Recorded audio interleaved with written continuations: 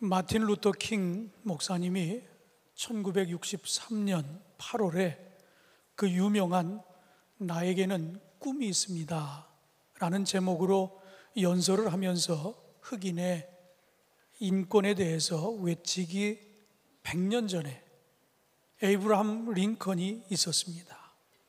또 링컨 대통령이 1863년 1월 흑인 노예들의 해방을 선언한 이런 일 있기 전 100년 전에 존 울먼이라고 하는 분이 있었습니다. 1720년 미국의 동부 뉴저지의 작은 마을에서 태어난 존 울먼은 어렸을 때서부터 영적으로 굉장히 민감했던 아이라고 합니다. 그가 자라서 21세가 되던 해에 사회에 진출해 옷을 만드는 재단사가 되고 동시에 법률 문서를 작성할 수 있는 자격을 취득했습니다. 존 울먼은 자신이 일하던 옷가게 사장님의 심부름으로 공문서 한 장을 작성하게 됐는데 그때 노예 제도라고 하는 것을 처음 직면하게 되었습니다. 그가 맡았던 심부름이 바로 노예 증서를 작성하는 일이었습니다. 그의 영은 본능적으로 노예를 두는 것은 기독교와 모순되는 관습이라 직감했습니다. 사업에 성공을 거두었지만 이를 접고 그는 순회 설교가로 활동을 하면서 노예제도 폐지를 위해 자신의 시간과 열정을 쏟아부었습니다. 존 울먼은 당시 사회 제도 안에서 너무나 당연하게 여겨졌던 노예 제도로부터 받는 그 서비스를 당연한 것으로 여기지 않았습니다. 노예들에게 수고비를 지불하거나 지인들에게는 노예를 해방해 줄 것을 권고하는 식으로 자신의 사역을 넓혀갔습니다. 그랬기에 그는 당연히 노예들을 통해 온갖 편리를 누리고 있는 사람들로부터 괜히 튀지 말라고 하는 이런 핀잔, 비난, 멸시를 받아왔습니다. 존 울먼의 영향력은 개인의 차원에서 그친 것이 아니라 그가 속해 있는 퀘이커 교도들에게도 광범위하게 미쳤습니다. 퀘이커 교도들은 적어도 노예 해방에 있어서만큼은 다른 기독교의 어떤 교파들보다도 가장 선구적인 그런 역할을 했던 교도들입니다. 존 울먼은 기독교인들에게 노예 해방을 권고하는 소책자를 만들었습니다. 이를 보급시켜서 훗날 초기 감리교인들이 이 소책자를 통해서 활발하게 선교하기도 했습니다. 그 소책자에는 이런 내용이 담겨 있습니다. 우리의 책무와 관심사는 서로 분리될 수 없도록 연합되어 있습니다. 그리고 우리가 우리에게 주어진 재능을 잘못 사용할 때 우리는 천국의 교제로부터 필연적으로 멀어지게 되고 가장 큰 악의 길로 들어서게 됩니다. 그러므로 우리 자신을 시험하고 증명하기 위해서 우리 안에 있는 능력과 하나님의 본성과의 조화를 찾는 것은 필수적일 뿐만 아니라 너무나 유익한 일입니다 라는 그런 글을 소개하고 있습니다. 무슨 이야기입니까? 우리가 하나님 앞에서 마땅히 해야 할 옳은 일을 발견하고 행하는 것은 해야 해서 하는 것 이상으로 유익함과 즐거움이 있다고 하는 그런 이야기입니다. 우리가 보통 의로운 일을 행하면 주변 사람들의 시샘과 비난을 직면하기 마련입니다. 존 울먼처럼 그것을 극복하고 그 안에 숨겨진 유익함과 즐거움을 찾고 누릴 수 있다라고 하면 얼마나 좋겠습니까? 사랑하는 성도 여러분, 저희들은 그리스도를 본받아라고 하는 시리즈 설교를 이어가고 있습니다. 오늘 그 6가지 물줄기 가운데 4번째 줄기인 사회 정의의 전통에 관한 말씀을 나누려고 합니다. 우리가 예수 그리스도를 닮아가는 길, 그 가운데 존 울먼과 같이 사회 정의를 위해 헌신함으로써 하나님의 뜻을 이루어가고 언제나 정의로우셨던 예수님을 닮아갈 수 있는 길도 이 사회 정의 안에서 찾을 수 있다라고 하는 사실을 깨닫게 되기를 주님의 이름으로 축원합니다. 사회 정의의 전통을 예수님을 닮아가는 하나의 거대한 물줄기로 분류한 리처드 포스터는 이 사회 정의의 전통에 대해서 종교적 색채가 가장 적은 물줄기라고 이렇게 기록하기도 했습니다. 왜냐하면 사회 정의는 교회나 기독교인들이 나서서 외치지 않아도 일반 사람들도 사회 곳곳에서 외칠 수 있기 때문이라고 이야기했습니다. 그러나 우리가 이것을 반대로 생각해 보면 사회 정의는 어차피 세상의 영역이고 교회에서는 그저 열심히 기도만 하면 돼 라는 이런 생각을 가지고 있다라고 하면 이것이 잘못된 생각이라 하는 이야기입니다. 기독교는 또한 하나님의 공의를 선포하는 정의의 종교이기 때문입니다. 초기 한국의 기독교 역사 속에서도 우리가 그런 사례들을 만나볼 수 있습니다. 1910년 기미 독립 선언문에 서명한 민족 대표 33인의 거의 절반을 차지하고 있는 16명이 목사님이고 장로님이고 크리스찬이라고 하는 사실을 여러분 알고 계십니까? 지금부터 110년 정도 전의 일이라고 하면 한국의 개신교인은 그렇게 많을 때가 아닙니다. 극히 소수였는데도 불구하고 33인 가운데 거의 절반을 우리 크리스찬들이 차지하고 있다라고 하는 것은 그만큼 우리 기독교는 사회 정의에 대해서 입을 닫지 않았고 귀를 닫지 않았다라고 하는 이야기입니다. 실천하는 그런 신앙인들의 모습을 보였다라고 하는 이야기예요. 실제적으로 감리교는 사회 정의를 외치며 부흥한 그런 교단입니다. 감리교의 창시자인 존 웨슬리는 희년 사상을 주장하면서 당시 18세기 영국의 노동자들을 위한 고용 안정과 세금 제도 개혁과 상속 반대 등 낮은 자들의 목소리를 대변해 왔습니다. 우리나라의 초기 감리교를 찾아보더라도 병원 선교 그리고 사회복지 이런 사역들을 통해서 조선의 억눌린 자들에게 다가가는 그런 사역을 펼쳤다고 하는 이야기입니다. 이런 전통 아래에서 우리 교단은 1930년 제1회 총회 때 사회 신경을 제정하고 선포합니다. 혹 여러분들이 이 사회 신경이 뭐냐 이렇게 물어보시는 분들이 있다고 하면 여러분들이 우리 교회에서 학습이나 세례를 받으신 분들은 사회 신경에 대해서 그 교육 때 들어본 이야기입니다.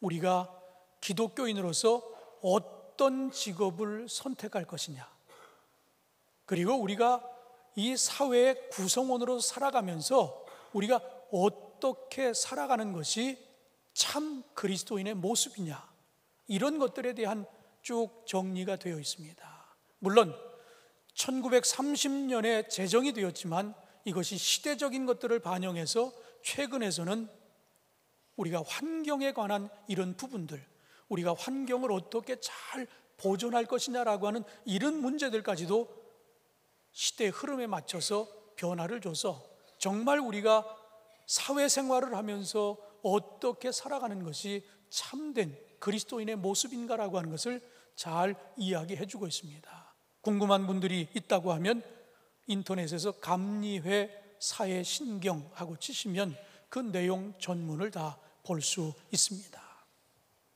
사회정의의 전통은 기독교 복음이 세상과 맞닿기 위해 가장 좋은 전통 그리고 통로가 될 수 있다고 하는 이야기입니다.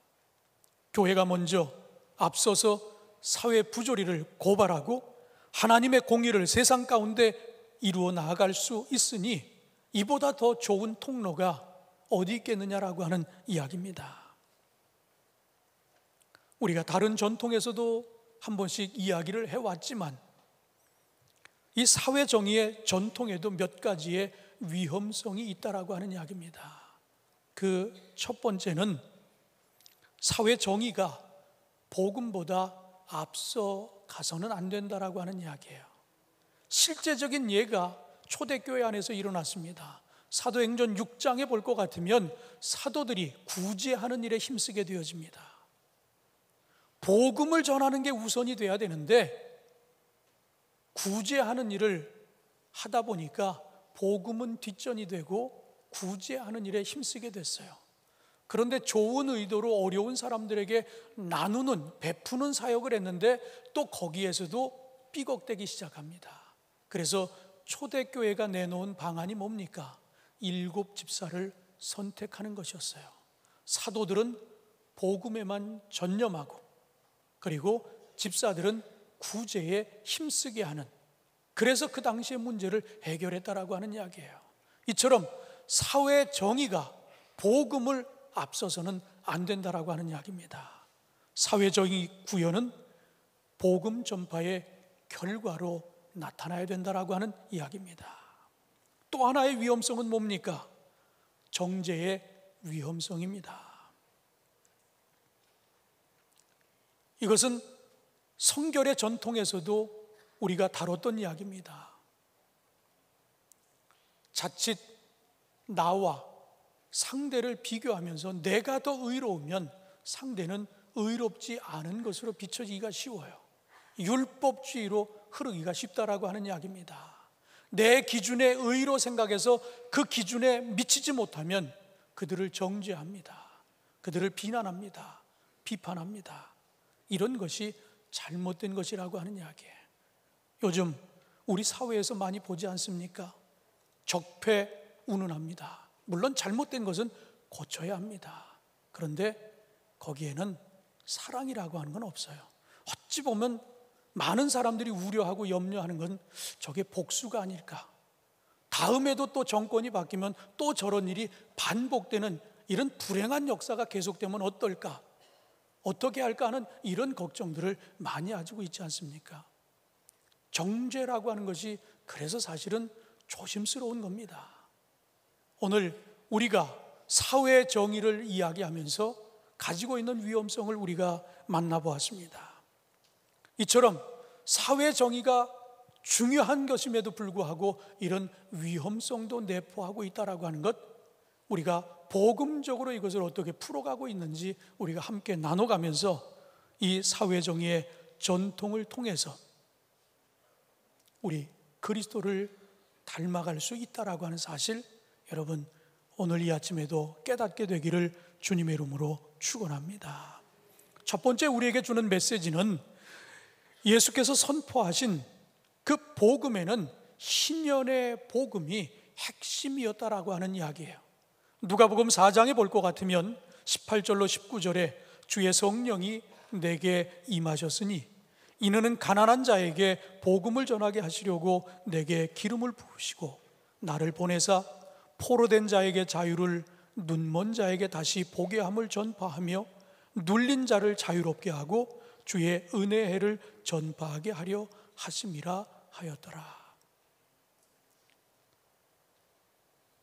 여기에 기록되어 있는 이 말씀은 구약에 흐르고 있는 희년의 사상, 그 메시지가 예수님의 그 메시지 가운데 그대로 흐르고 있는 것을 우리가 발견할 수 있습니다.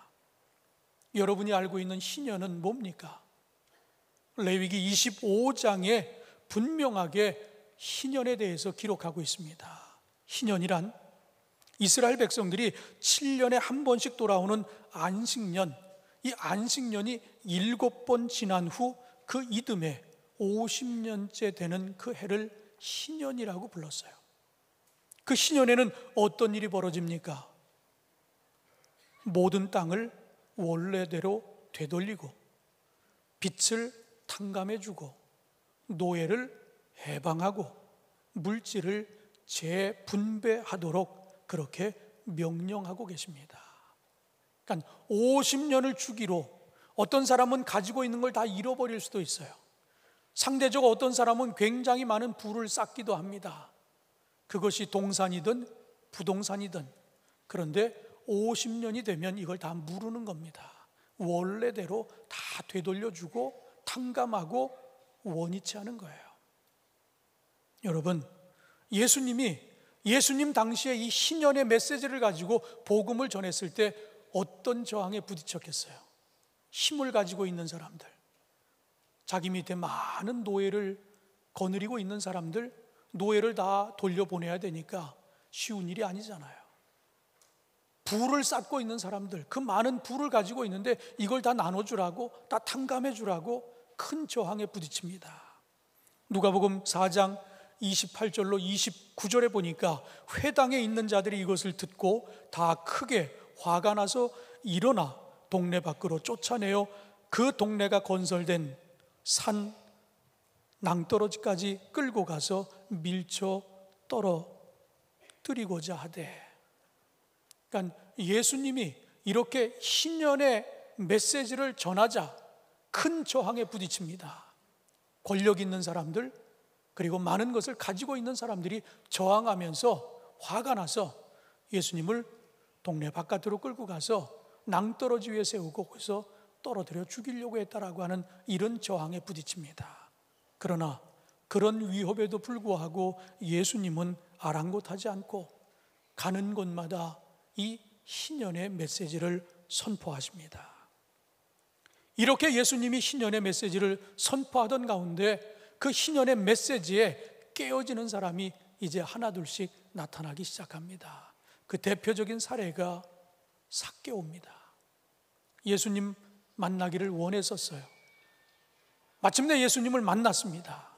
그때 예수님을 만나자 그 신년의 메시지를 듣는 순간 그가 예수님 앞에서 스스로 무엇라 고백했습니까? 누가복음 19장 8절에 보면 주여 보시옵소서, 내 소유의 절반을 가난한 자들에게 주겠사오며 만일 누구의 것을 속여 빼앗은 일이 있으면 내 갑절이나 갚겠나이다. 시키지도 않았어요. 그런데 그 신년의 메시지를 듣고 난 이후에 그는 깨달았습니다. 내 소유가 본래 내 것이 아니었다라고 하는 것을 깨달았어요.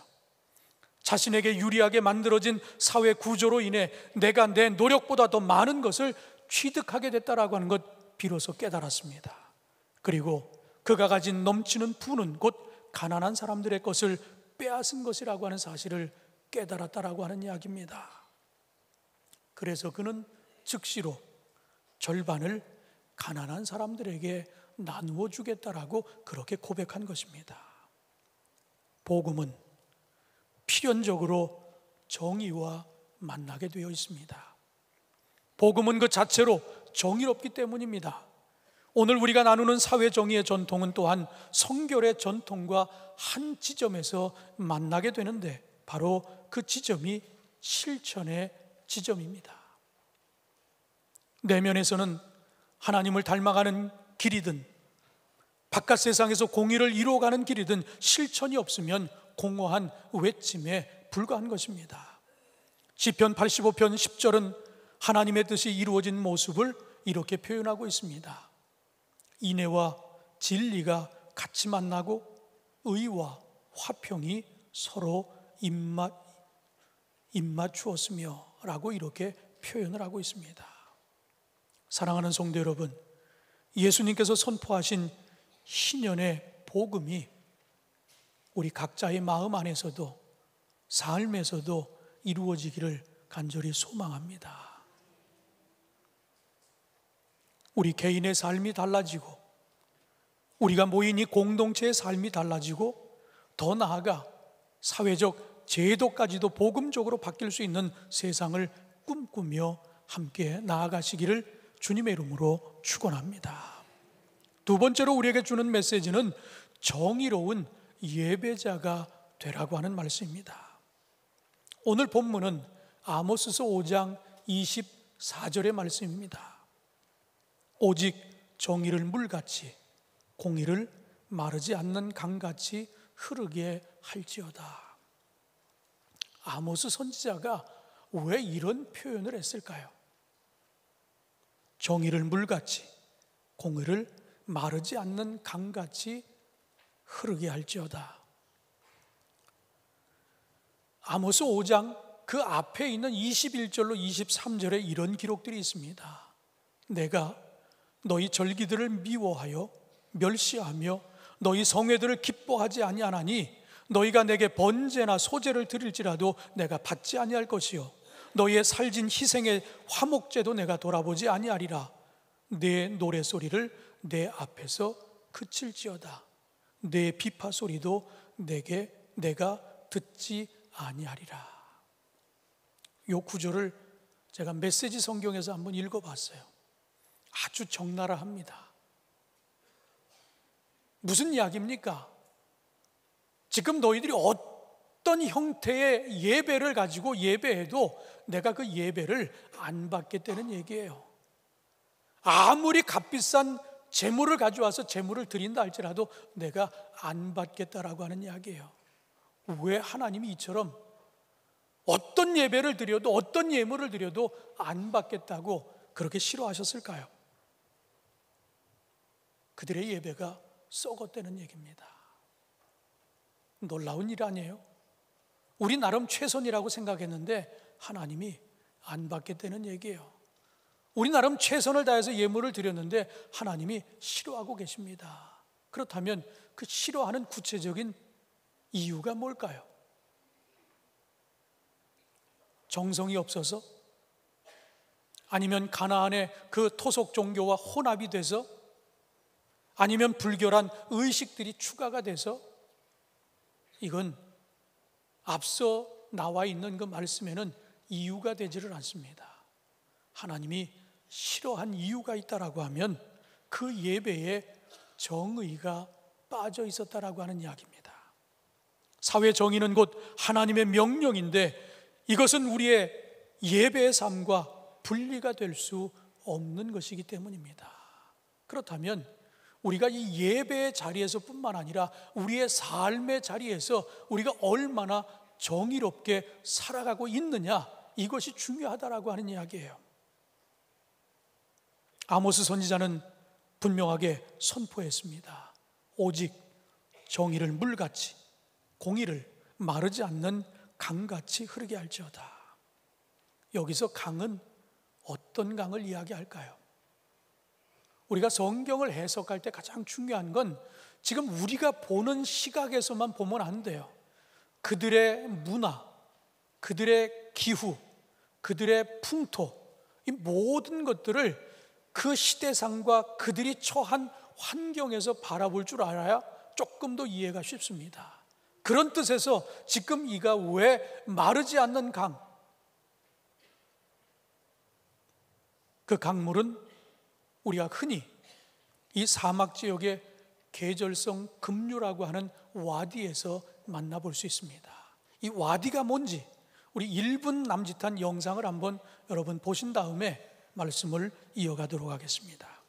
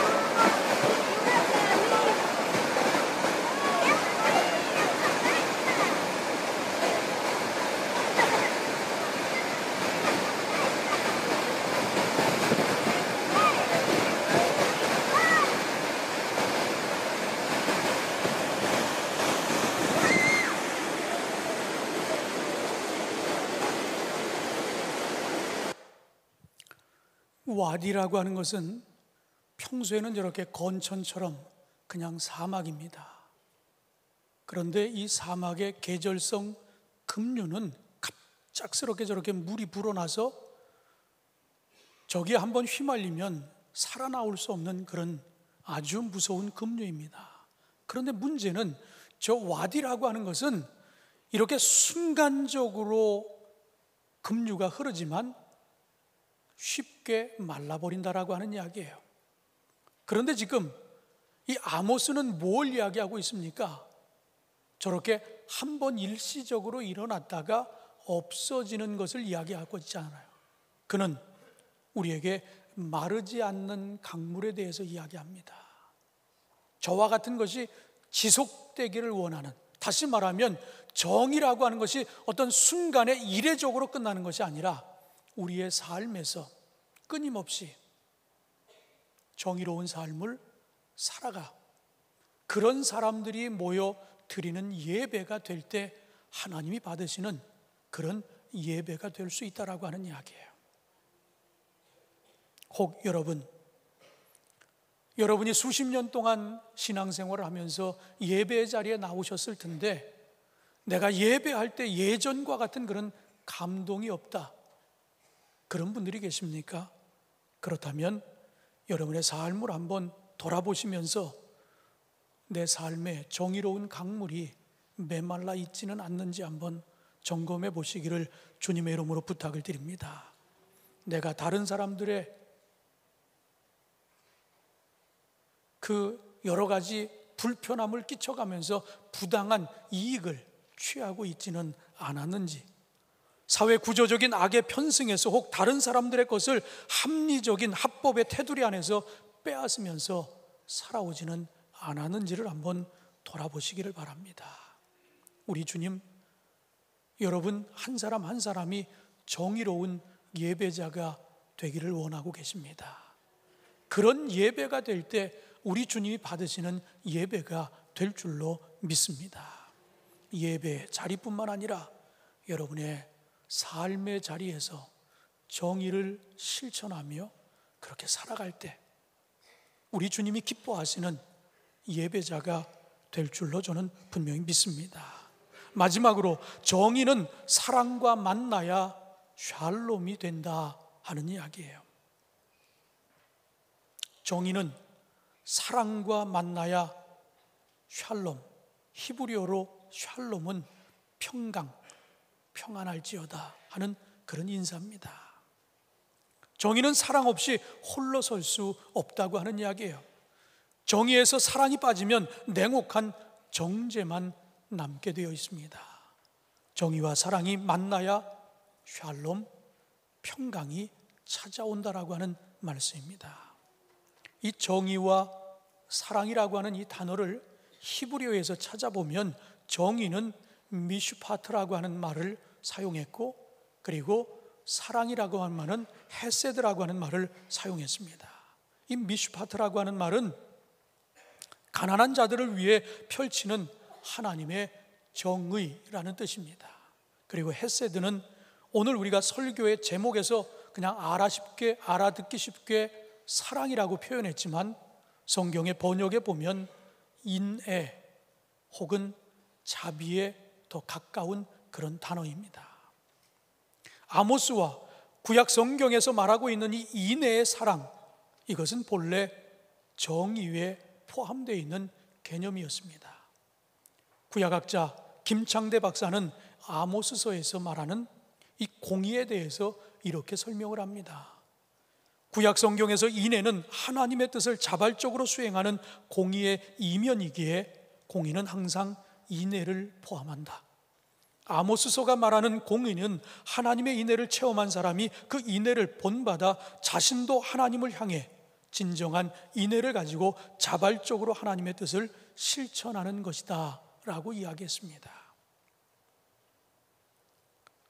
뿐만 아니라 미가 선지자도 정의와 사랑의 상관관계를 이렇게 설명했습니다. 미가서 6장 8절에 보면 사람아, 주께서 선한 것이 무엇임을 내게 보이셨나니 여호와께서 내게 구하시는 것은 오직 정의를 행하며 인자를 사랑하며 겸손하게 내 하나님과 함께 행하는 것이 아니냐라는 말씀으로 정의와 사랑의 상관관계를 이렇게 설명하고 있습니다. 결국 정의를 실천하는 곳에 곧 사랑과 자비를 실천하는 것이라고 그렇게 성경은 이야기하고 있습니다.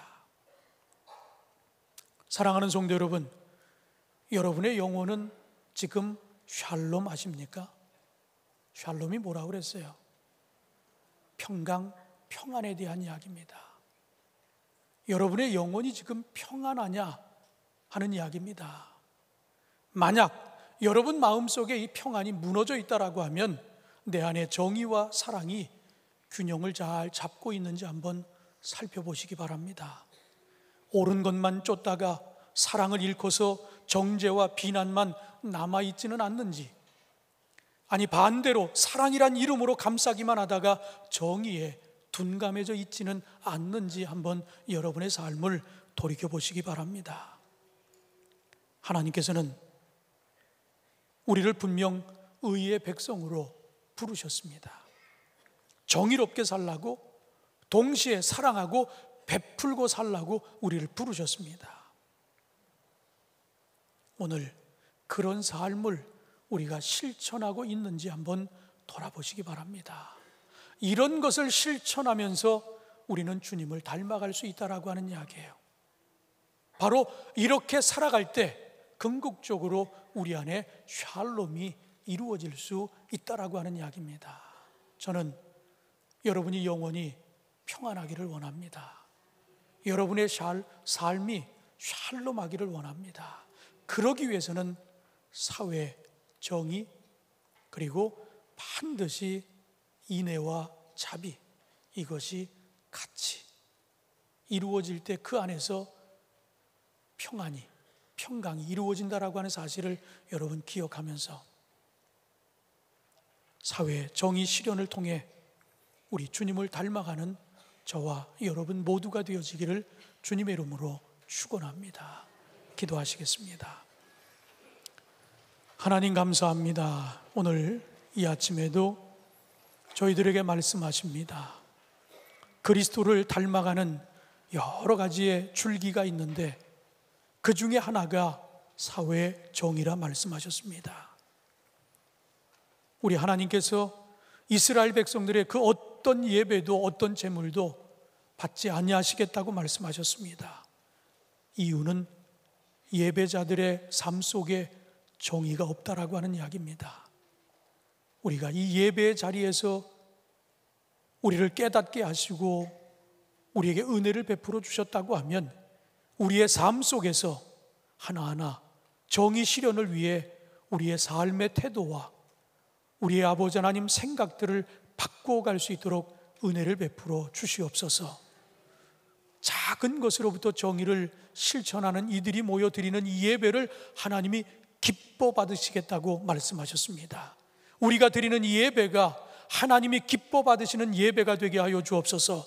그러기에 우리의 삶이 삭개와 같이 희년의 복음 앞에 깨어지고 아버지 변화되어지는 삶을 살아갈 수 있는 우리 주 안의 모든 성도들 되게 하여 주시옵소서.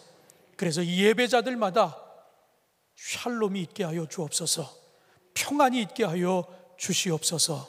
예수님의 이름으로 기도하옵나이다. 아멘.